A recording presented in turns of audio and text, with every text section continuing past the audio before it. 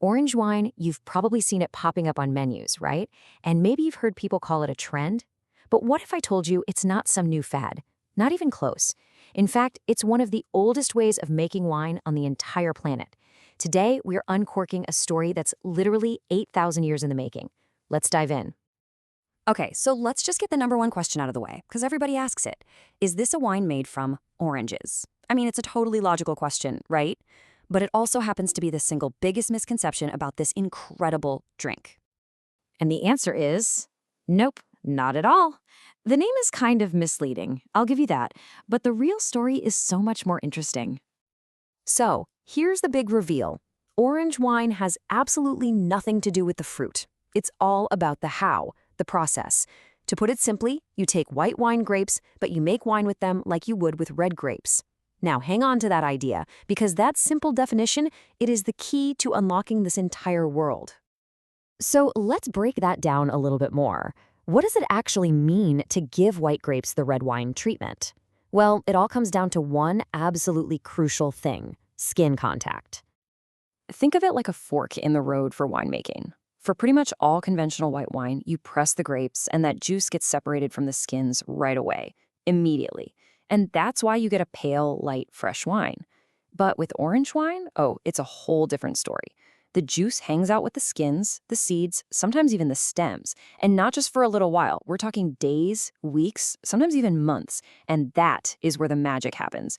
That long skin contact is what gives the wine its deep color, its complex flavor, and, this is a big one, its tannins. It creates that beautiful amber color and a texture that's completely unique. You know, it's funny, it feels like a very modern, kind of hip thing you'd see in a cool wine bar, right? But this style, it's anything but new. In fact, we're about to take a little trip back in time, way, way back, to the very cradle of wine. I'm not kidding. 8,000 years.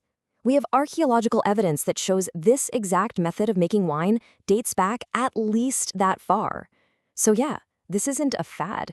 This is a full-blown renaissance of one of the most ancient ways of making wine that humans have ever known. And our journey takes us to one specific place: the country of Georgia. It's this incredible country, kind of nestled right at the crossroads of Europe and Asia. And this region, this is widely considered to be the cradle of wine, the very spot where humans first figured out how to turn grapes into this amazing drink.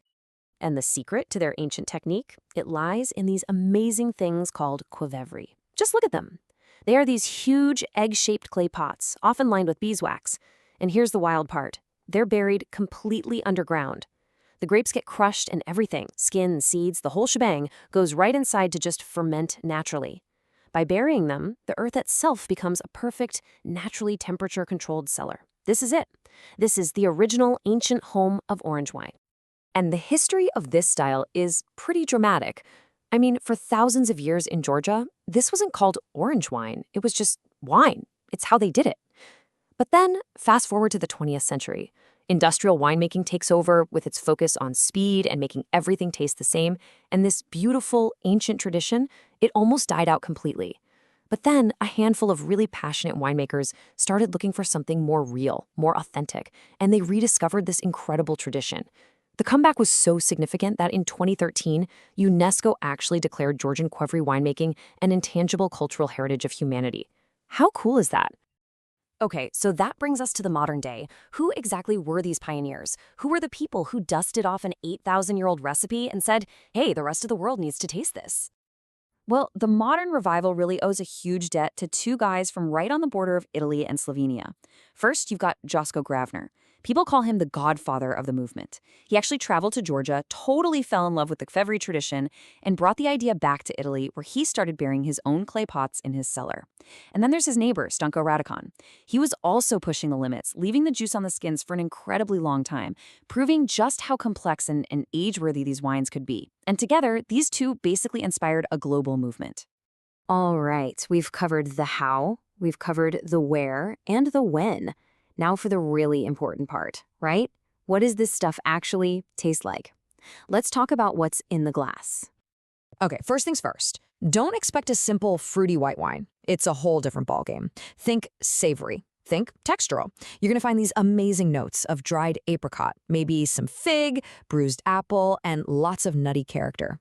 And because the wine sees a little more oxygen while it's on the skins, you also get these really cool complex flavors. Things like black tea, maybe some caramel, even sourdough bread.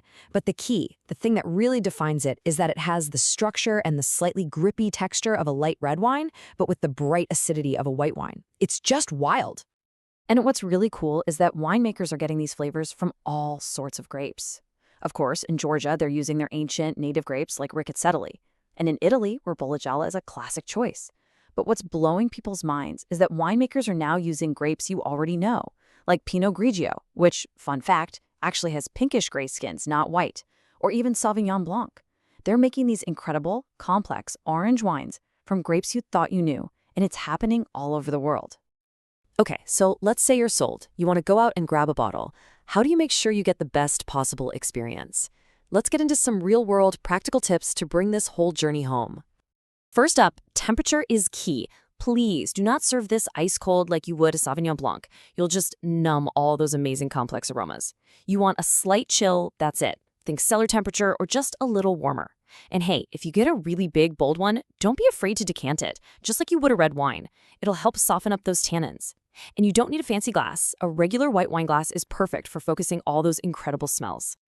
Now, here's one of my favorite things about orange wine. It is a superstar with food. Seriously, it's one of the most versatile, food-friendly wines out there. The lighter, fresher styles, beautiful with things like grilled fish or Mediterranean salads. The bolder, more tannic ones, they have the guts to stand up to spicy food, strong cheeses, even rich, hearty stews. And the really complex, rich ones are just a knockout with their native Georgian food, but also with complex Asian cuisine or roasted meats. They can handle almost anything you throw at them. You know, there's a saying that really nails it, that orange wine is a bridge between the world of whites and the world of reds. And it's so true. It has the body and texture you'd expect from a red, but it has the soul and the acidity of a white. It's not red, it's not white, it really is its own thing, perfectly bridging that gap. So the next time you see a bottle of orange wine on a shelf or on a menu, you'll know what you're really looking at. It's not just a trend, it's a piece of ancient history brought back to life in your glass. So the only real question left is, are you ready to taste 8,000 years of history?